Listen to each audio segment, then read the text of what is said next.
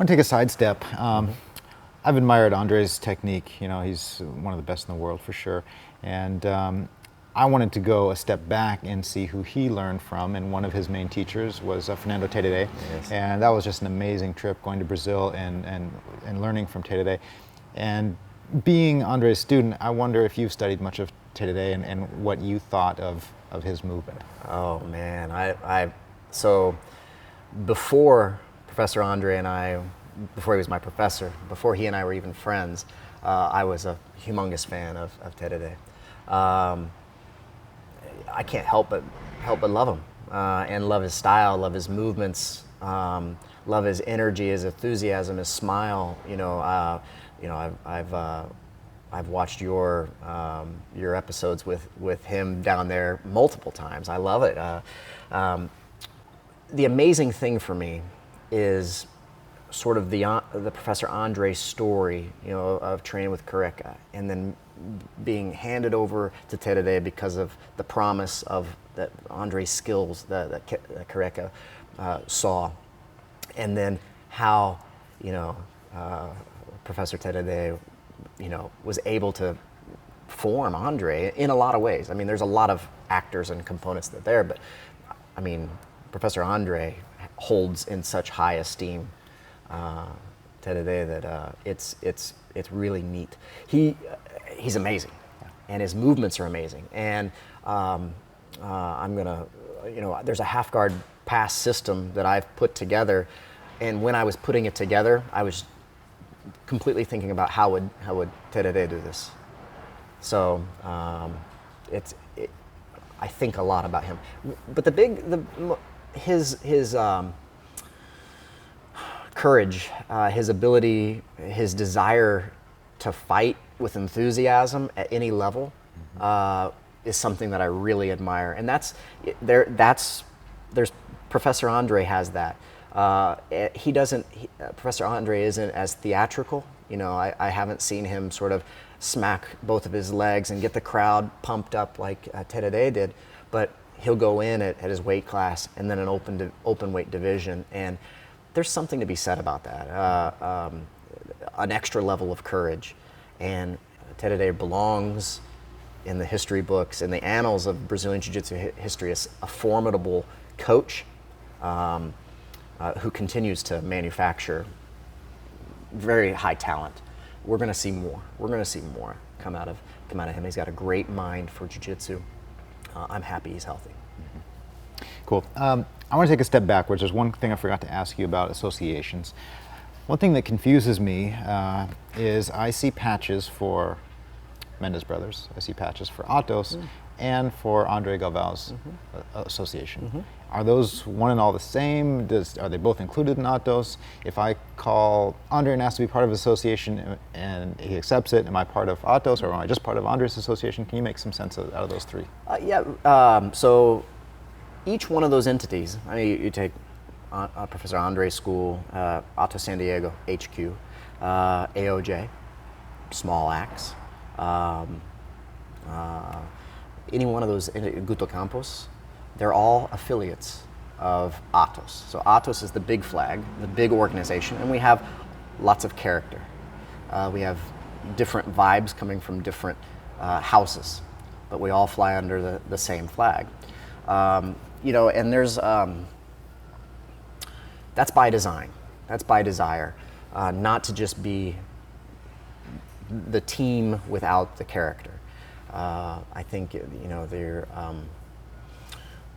some would just want to be Atos, but you need to have your own flavor, your own character, because like I said, they're willing to collaborate.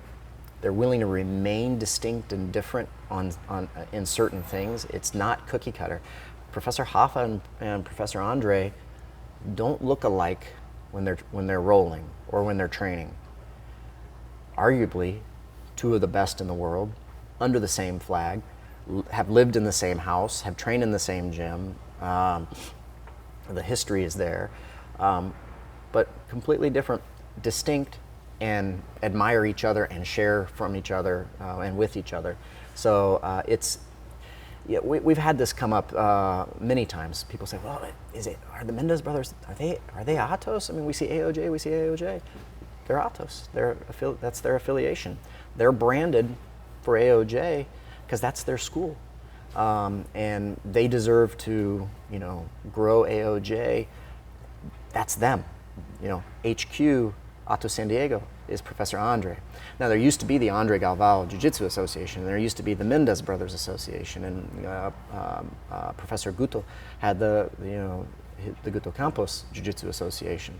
All of those now form under Atos. So if you write to the Mendez Brothers and say, I want to be a Mendez Brothers affiliate, you get an email response from Tim, me. Oh, I see. If you write Professor Andre, you get an email response from me, because I'm the director of the affiliate relations for the big flag.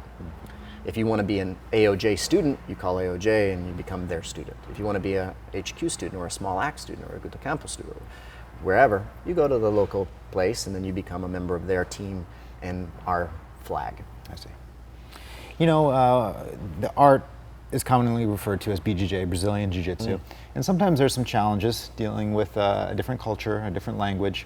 Some guys dive in, and Americans I'm talking about, and they learn the language and really get into it. Other guys keep their own culture and just admire the art for what it is.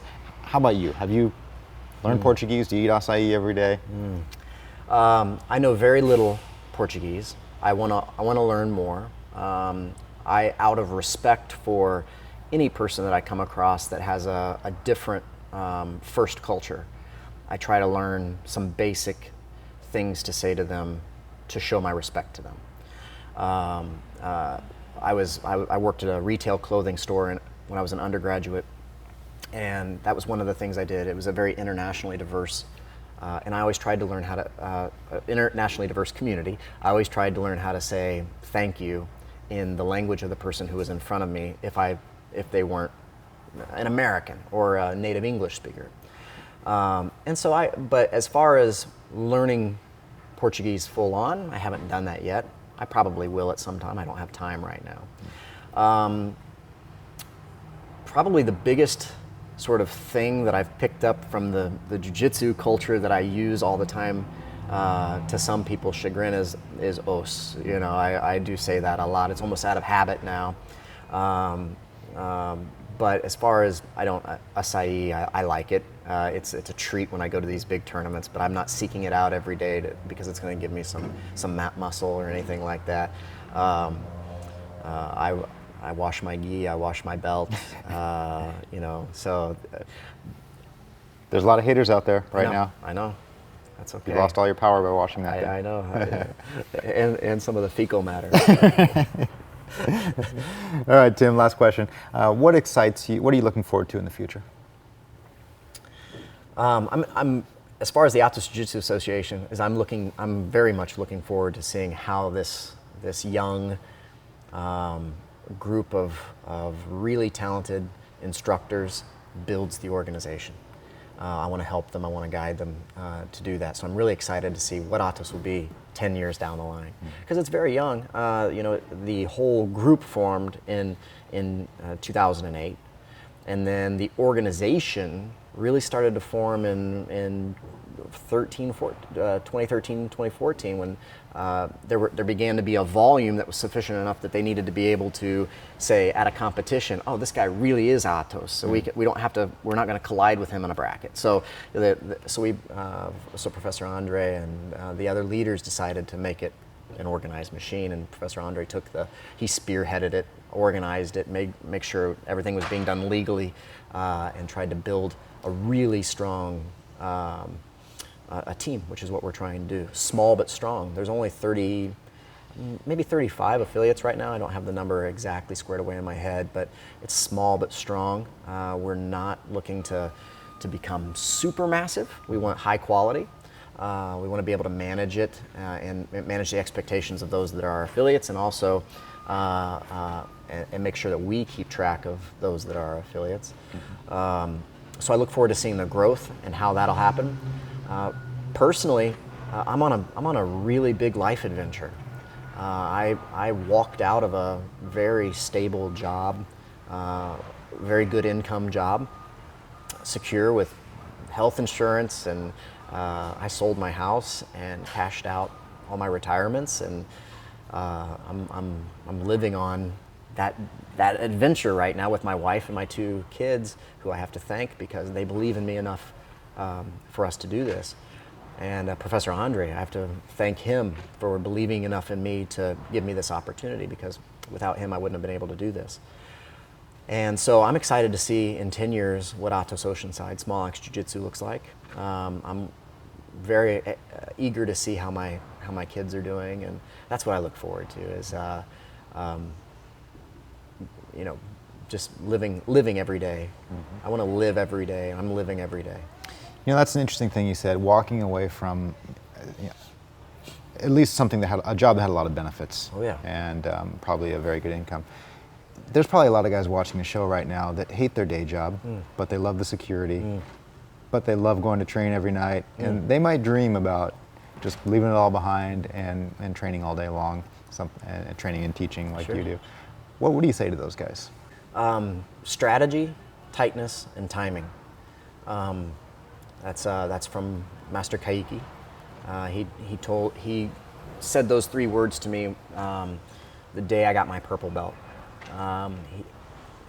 He and I were having a conversation in the car about what's the difference between a purple belt and a black belt. And he said to me, the basic difference between my purple belts and my black belts is how much they've worked on their strategy, their tightness, and their timing. And I've internalized that conversation and made it apply to so many things in my life. And I wrote an essay about it. It's on SmallAxeBudoVideos.com, called The Holy Trinity of BJJ. But it's true about any big decision. Don't wing it. You need to have a good strategy. It needs to be at the right time. Everything has to be right. Is it?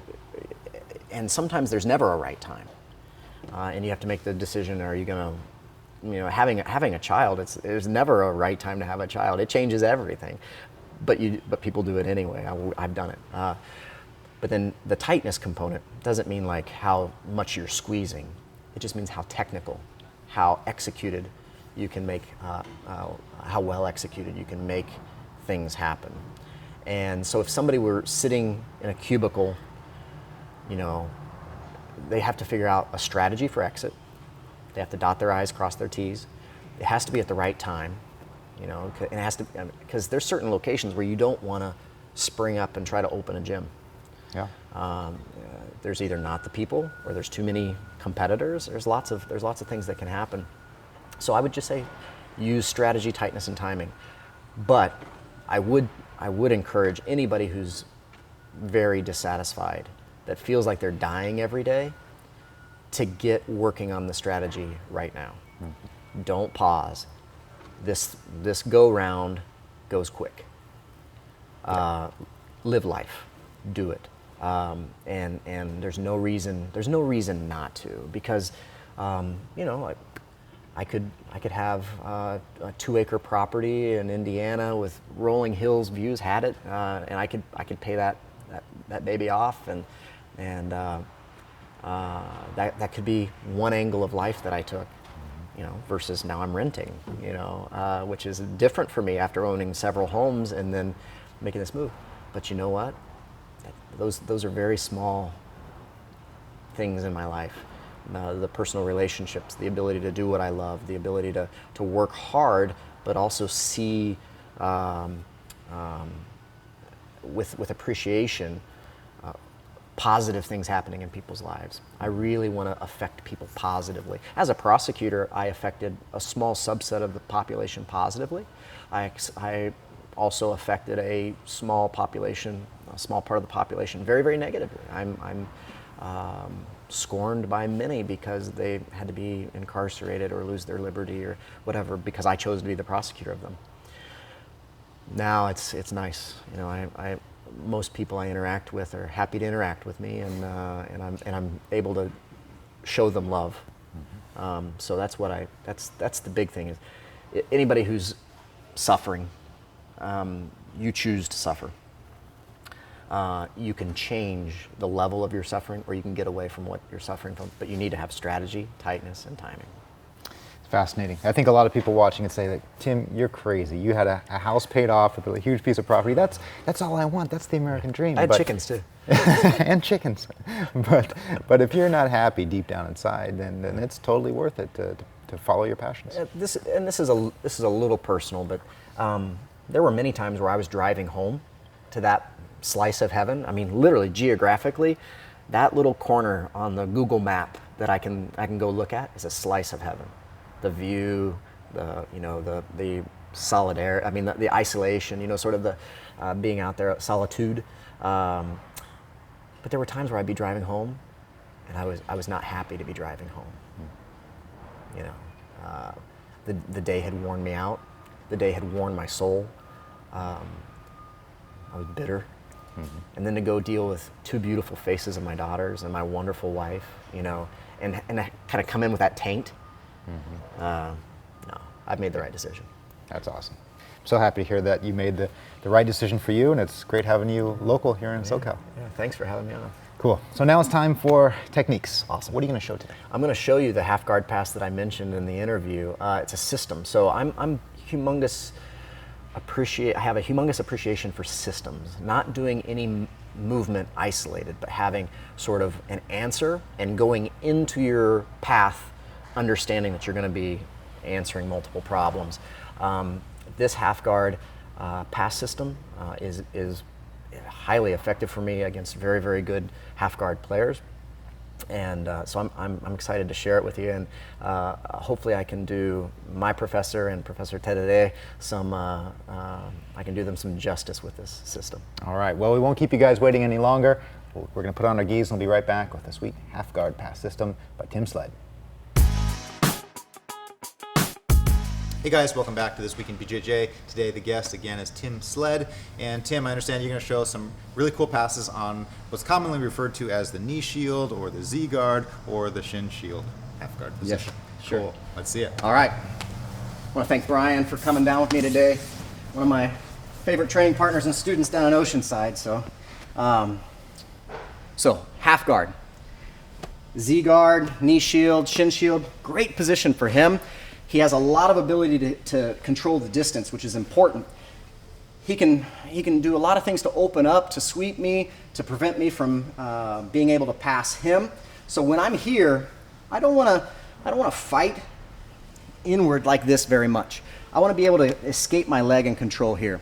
Now, one of the good things about this half guard position for him is that I can't get to what I call home base position, which is putting this knee inside where I have good base in here, and he can't dig deep half guard.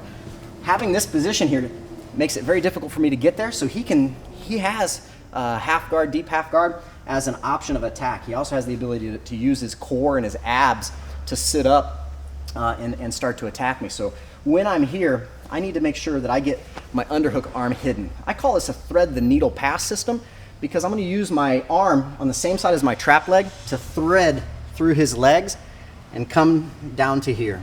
Now, that's just step one. Step two is I need to control his lapel on the other side with this hand, and I need to come on the inside of his hand. I don't want to be here because I want to use my elbow. I want to be in here. Step three is I'm going to use my forehead as pressure right here, right on the Atos patch right there. Okay? And I call it unicorn pressure. I was telling Jake that I have 2 daughters, so I live in a world of unicorns and fairies, and we want to use a unicorn pressure, forehead pressure, not rhino pressure, not yarmulke pressure. I want to use unicorn pressure right here on the patch. So I grab, I get my head tight to his chest. Now I'm going to sprawl my legs back, nice and low, trying to keep and split his half guard open. Short-legged guys, it's going to be easy to split their legs. Long-legged guys, we'll deal with here in a second.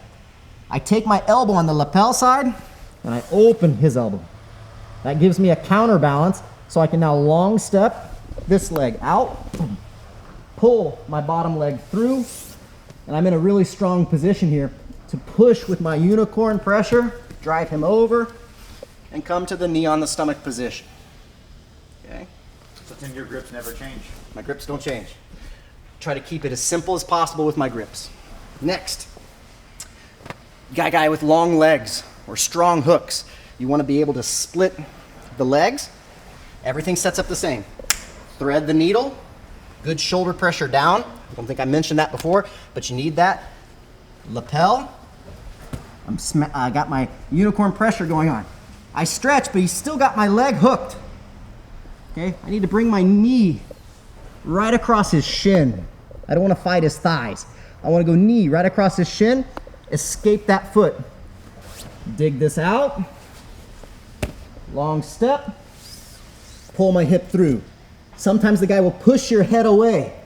Okay, so he's pushing me away, trying to get me to not have the ability to go knee on belly on him.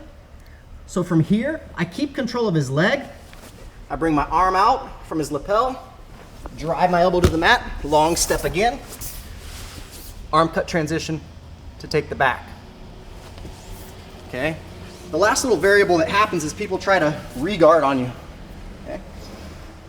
Thread the needle, get inside, lapel, unicorn pressure, sprawl. If you need a knee slice, knee slice. If you don't, you can just open your elbow, long step. But as you're doing this, some people will try to re-guard. They'll bring that bottom leg through. Hop over their legs. The trail leg goes inside. So I'm leg dragging him. Okay. Knee goes to the floor, toes are on the mat. This arm that was threading the needle goes up his back, palm to the floor. I open my elbow that turns his shoulders. My other foot goes out. I walk it up like this. So now I have really good knee squeeze going on. And he's turning like he almost wants to give me his back. Awesome. Tim, can we see all three one more time? Absolutely. With no explanation? Sure. Yep.